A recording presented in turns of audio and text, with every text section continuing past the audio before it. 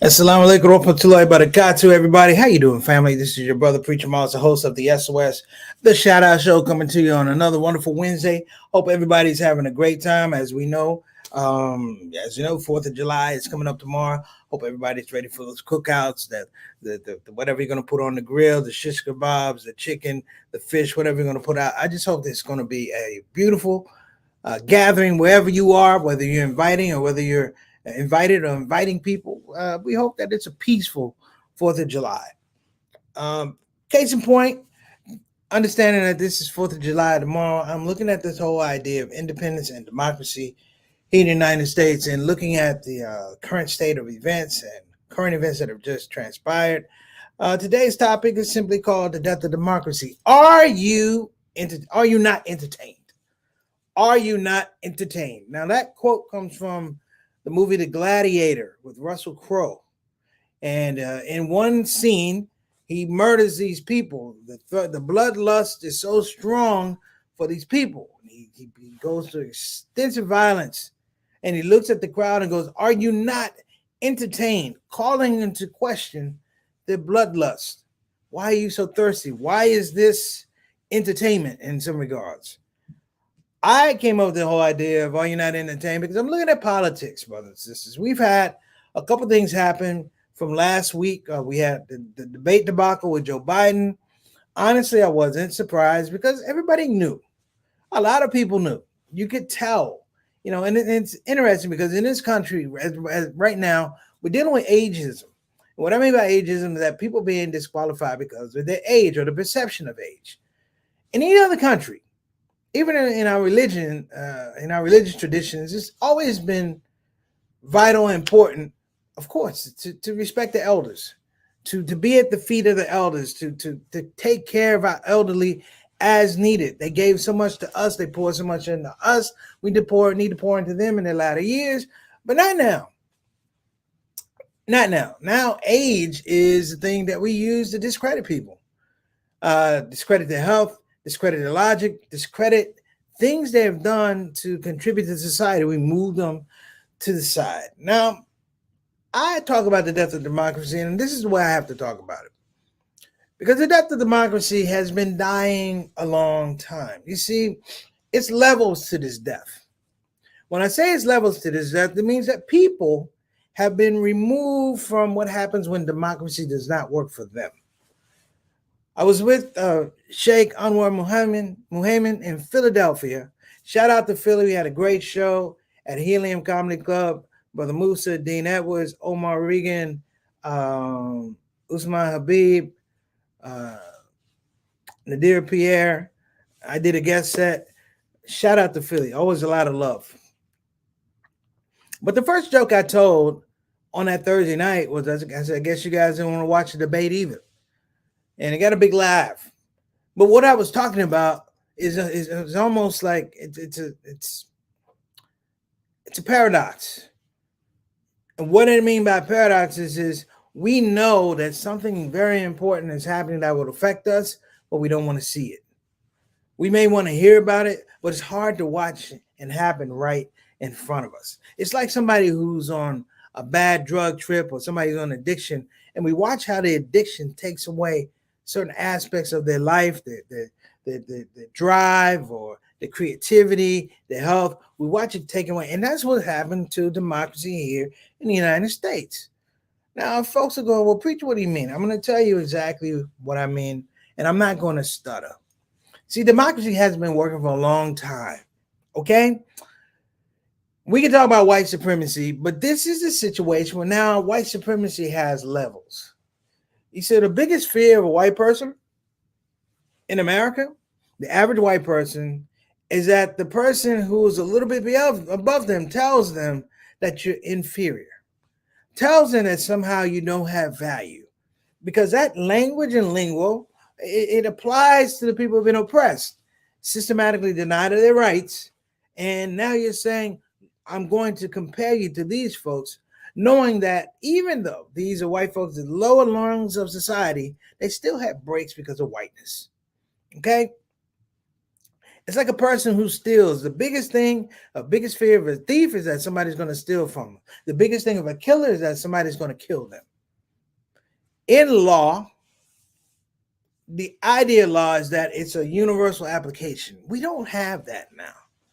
The biggest tool, as seen by the United Supreme Coup instead of court, the United Supreme Coup, is that we can bend laws that have everything to do with partisanship, but have nothing to do with serving the people.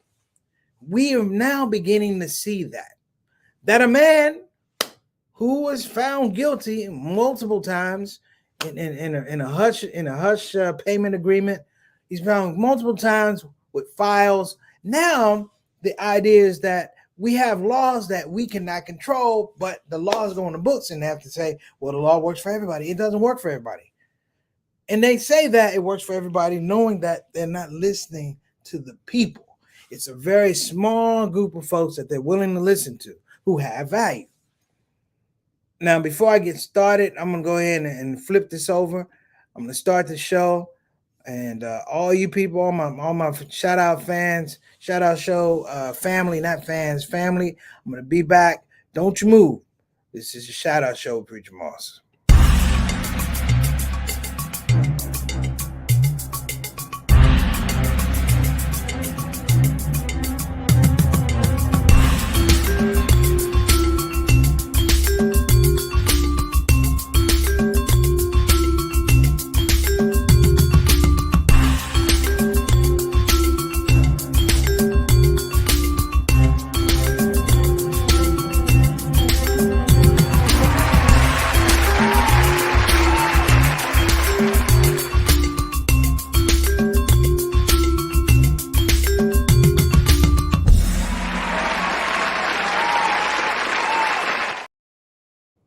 All right, before I get started, I want to shout out my shout out show family, Sister Ree, Assalamu alaikum warahmatullahi wabarakatuh. Peace to you, Brother Derek, Brother Jawan, Brother Eric, all the way from South Kakalaki. Wow, like my salam rahmatullahi wabarakatuh. Thank you so much for joining us. My main man, Altaf Rashid, from across the border in the great north of America, Toronto. How you doing, beloved? He's better known as our Canadian envoy to the show. Make sure the quality of the show is good on this side of the border and the other side of the border. I also want to give a shout out to my big brother, Brother Bilal Salahuddin, and his queen, Sister Sonia Dalton. Salahuddin, I know you're doing well. I want to give a shout out to my main man, Mark Kennedy. I also want to give a shout out to Sister Camilla.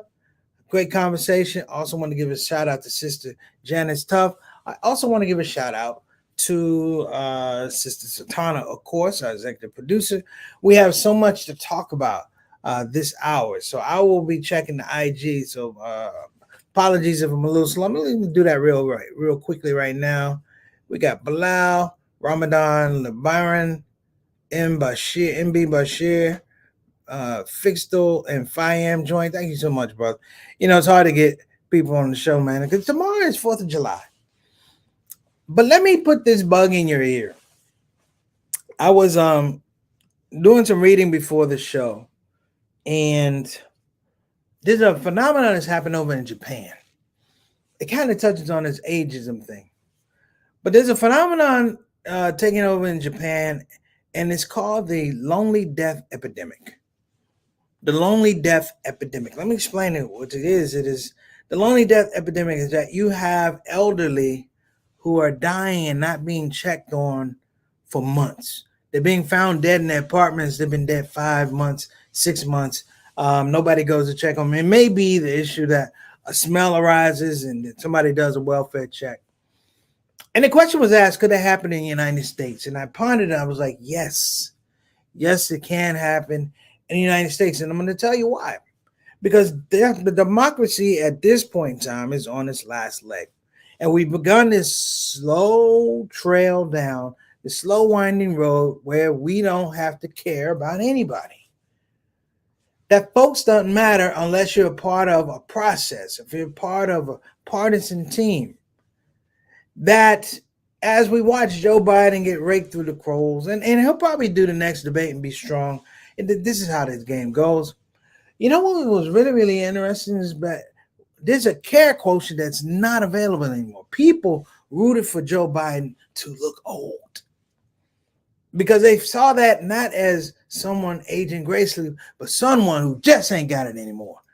Someone who's old and frail and mentally not available or be up to the job. I mean, Donald Trump is 78, people. He's going to finish up if he becomes president. He's going to be 83 or 84, whatever. But here's my point. I have several. This lonely death epidemic is real. And we began to understand that this thing had happened during COVID, where we were finding loved ones, people we cared about, co-workers, friends, who were found dead in their houses, and we couldn't go check on them because we were dealing with COVID. We had a scenario, we had, drive-by funerals and things like that. This whole idea of watching funerals, I had to do it myself when I had COVID. I had to watch my own father, his memorial on the computer because I contracted COVID. I couldn't go around people. And now this is real talk, though. Japan, of course, has tried to deal with it in a very, very practical way, understanding that certain things are happening, that they're not producing enough children and grandchildren, and that whole family structure, that whole family ecosystem is thrown off. So you're going to have, and people are living longer. But here in the United States, the only death epidemic, it's a political conundrum that we're dealing with now. That if you're not with a particular party, you may die a lonely death politically. You may die a lonely death socially. You may die a lonely death economically. And people go, preach, what are you talking about? I know what I'm talking about because I can look at the books and read the autobiographies of slaves and our pioneers and predecessors who didn't have any, didn't have any pretension of what we have now. They have no creature comfort. Slavery provided no creature comforts. But what happened, brothers and sisters, is understanding this, that if you deprive someone from freedom, it means when they have it, you automatically are going to be threatened by their freedom. There's a rule in the street. There's a rule in the street about fighting, and someone hit me to this in prison, and a guy really, he gave me the game. He was a murderer. And we're having a conversation, and he talked about murder. I'm like, give me the psychology of murder. He's like, well, so-and-so did something to my family member. He said, I went for revenge. He said, well, let me tell you how revenge works. He said, revenge doesn't have a gauge. He said, revenge is meant to be a period and not a comma. What was he meaning? He was saying that when I went to retaliate against this person, he said, the idea of leaving this person living is an invitation for this person to kill me. That the idea that I didn't, make this a fatal understanding or overstanding for everyone around meant that this person can come back. This person can do to me what I was trying to do to them. And he said, just the psychology of it, the anxiety of it was unsettling. He said, so in his rage, he understood there was no brakes. When you go from 0 to 100, you're not coming back down to 60 with brakes. You're just going to 101, 102, 103. And it resulted in a murder. That's our political system now.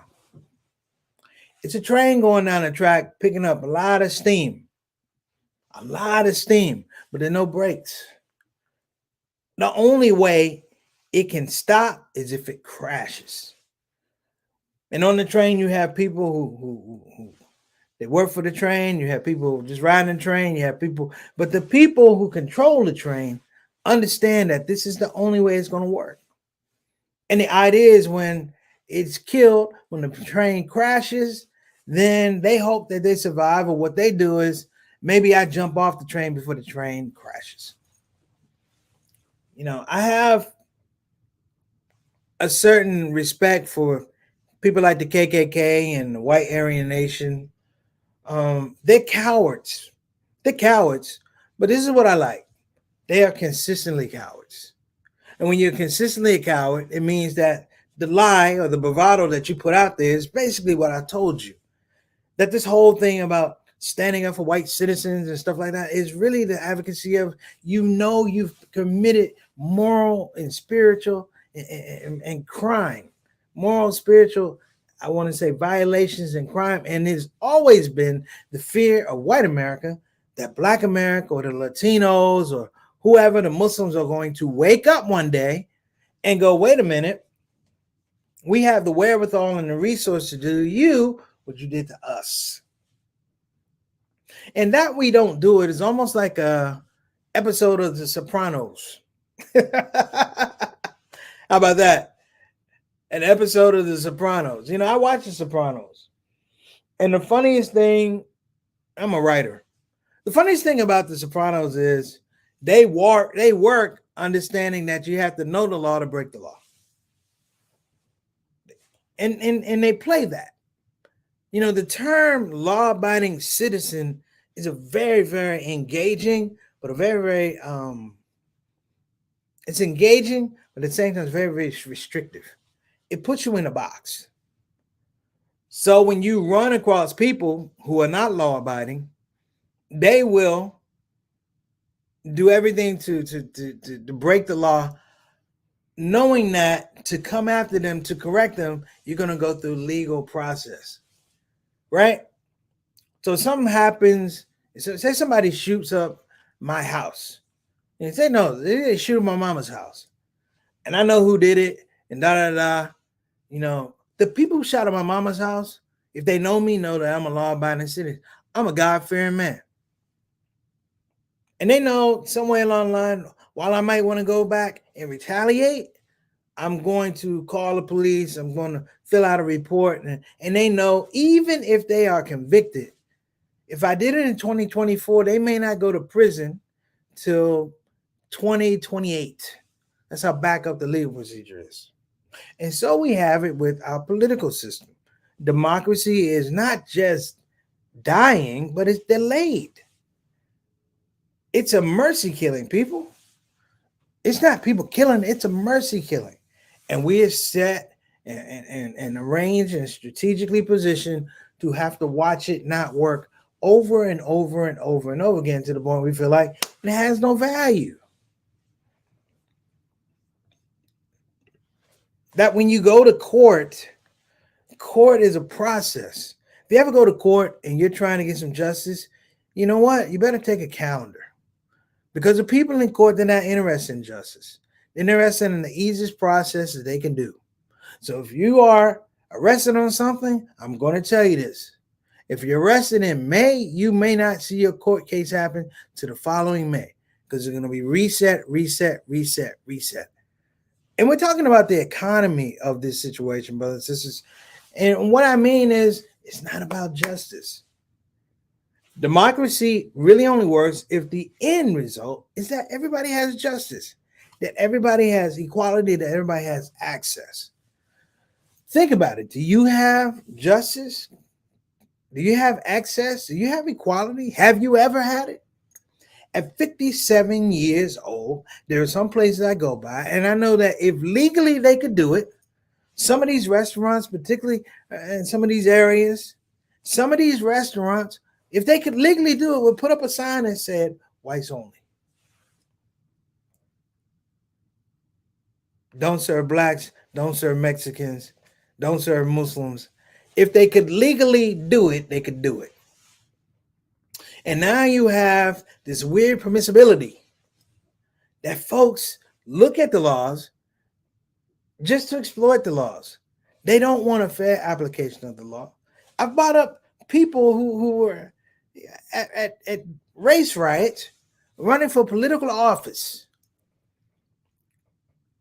White men running for political. A white man ran for political office who was in Charlottesville, Virginia, during that riot, hitting people, taking his picture, and two white women turned him in. Not two black people, two white women. Now you would think black folk would turn them in, and here's the killer part. There are other killer parts. But this is the thing I need everybody to think about. What is the level of permissibility that we're seeing now? What is the level of permissibility that we're seeing now? Because as much as it's extreme this way, the level of restriction is extreme the other way.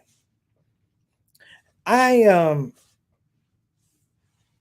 just went to a thing where I got tired of paying the cable, so I'd say I just want internet, and I have my Amazon Prime and I have my Netflix, because watching ESPN and da da da after basketball season, it's all boring. You can pick your cable up in September, October, whatever, when football season comes around. And I was watching, on Amazon Prime, there's a show called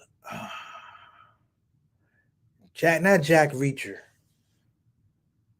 I don't know. I don't remember the show, but Tom Clancy wrote it, and it's interesting because they have this. The crux of the story is America going after terrorists. Who are the terrorists? Who are the terrorists? Muslims. But the thing that's different about this is they try and show you all the Muslims and their natural surroundings with their kids, but they're still terrorists. They use all the floating language. Assalamu alaikum rahmatullahi wa barakatuh. But we finna kill some folks. Am I getting to the point? Jack Ryan was the name of it. I think that's it. Jack Ryan. But my point is, they're showing you all these people, all your culture Muslims, all your culture Christians, because they want to let you know that it don't matter. They probably had Muslim advisors on here telling them how to say Assalamu alaikum and how to pray and all. Thank you, man, Jack Reacher, how to pray and all of that. They tell all that stuff, but what's the image? That you pray and you load up a gun and you get killed by a drone? I'm only on episode 2 of the first season.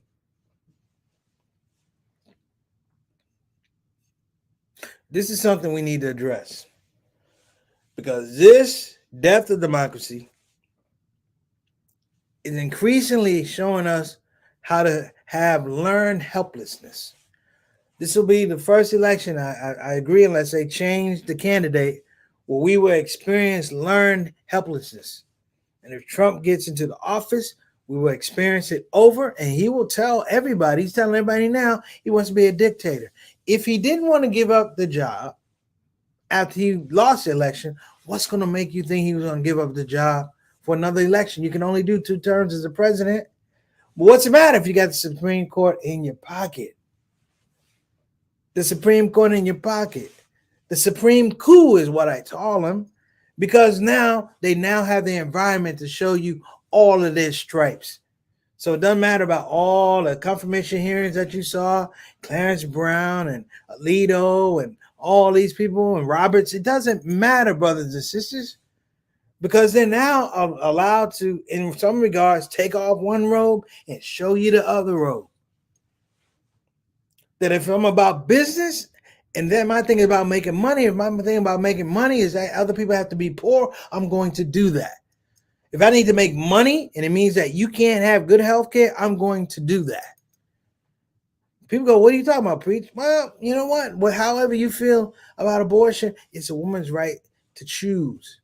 It's out the window. You have doctors who are being brought up on criminal charges, looking at years in prison because they performed life-saving surgery. And even then, we still have a hesitation to speak up. I can look at my StreamYard, which has always been good to me, but all of a sudden StreamYard doesn't work the way it's supposed to work. Meaning that I lost one of my channels. I thought it would have happened sooner. And I don't mind. I'm like, because I know what the game is, people. I'm okay with it. But the fact of the matter is, I've been disappointed. I've been disappointed because we're not speaking up. This whole idea of political learned helplessness is killing us, and it's giving you the death of democracy. So when you're gonna have, listen, people, this is how crazy it is. In Oklahoma, the superintendent of Oklahoma public schools has ruled on his own that the Bible should be taught in every Oklahoma public school. It should be taught as a curriculum in every Oklahoma public school. The Bible. Now here's the deal. Out of 50 states, in terms of the best being 1 and the worst being 50, Oklahoma public schools rank 49. Which means I hope that Bible is a coloring book or a pop-up book. Maybe they just have Moses, coming with the tablets. But I'm speaking from a point of this is farce. This is a farce. And over, I've made the point. Ahmaud Arbery, George Floyd, a cast of other things, police brutality. And the thing is, at 57 years old, I don't suffer from people trying to shush me up or move me out of the way. It's worse than that. In 10 years, I'll be 67 and nobody will want to listen to me. In 20 years, I'll be 77. I'll be at the ripe age for lonely death epidemic, just like Japan. That the amount of apathy that is building in this country will mean that families are broken up. In my own family, we have arguments about politics and Trump is this and Trump is that, and we leave it alone, but it's a deep dive into understanding how the mind works and the process works. See, the worst thing a poor person ever is going to feel is when a rich person tells them, you poor. I'm going to give a shout out to a couple people. Hey, what's up, Kumasi, LA King, Jabril, what's going on? Shout out to Charlotte. Samira Q, shout out, of course, Kansas City. Rizwan Deer, what's in? Samira, how you doing? K Shaft, how you doing? Dr. Doc Rat Slam. Oh, I messed that up, but you know what I'm talking about. Valentine Queen, Ash. Okay, man. Peace and blessings, man. Thank you so much for talking. But let me get this thing. I had to get to the finish. The finish. And speaking of Kamasi, Kamasi, I hope you don't mind. He's little Kamasi. His father's Big Kamasi. And it's a writer, screenwriter. And we had a really great conversation years ago when we were working on a script, looking at a script, man. The stories he tells are amazing. But I said, why do you think the script would sell? I said, why do you think the script may sell, or why do you think the script might not sell? And he said one of the most profound things. Kamasi may not remember this. He said, because people still think that democracy works. Because people still think that democracy works. And so this whole thing that we're about to have is a referendum on whether we want democracy or not for the 2024 election. That we still think that it's worth, here's the killer part. Do we still think that it's worth saving? When in the history of politics have we talked about, is democracy worth saving? And it happens in other countries. Now, we talk about Russia, but it's happening here. We talk about third world countries, it happens here. Talking about Rwanda, it happens here. Listen, it's not beyond my imagination for Trump to get into office, and when he doesn't see a protest, he'll do like he did while he was in office and bring out the National Guard. And I'm only saying the National Guard because this is the thing that, if you're a military person, you know what I'm talking about. He used a helicopter to clean out the square where the protesters were protesting. And that, brothers and sisters, is an act of martial law. That is an act of provocation. You don't do that. So let's get to the twist. We've talked about democracy. We talked about whether it's being saved. We talked about, are we politically on this slow roll, or what I call lonely death epidemic that's happening in our politics. It's happening in our families because families aren't talking. They don't check on their hope. And are we at a point when we are going to allow logic that is flawed, logic that is unfair? I said logic that's just implausible. We're going to allow that logic to be invested in laws that we know aren't fair, but we're going to go along with it because it's the law. Because Clarence Thomas, Alito, or Roberts, or any of those people said that this is the final ruling, I think that's scary because in my mind, I said the best of judges is Allah subhanahu wa ta'ala. Preacher Moss, I'm out. Holla. Have a great 4th of July. Assalamu alaikum wa rahmatullahi wa barakatuh. See you next week.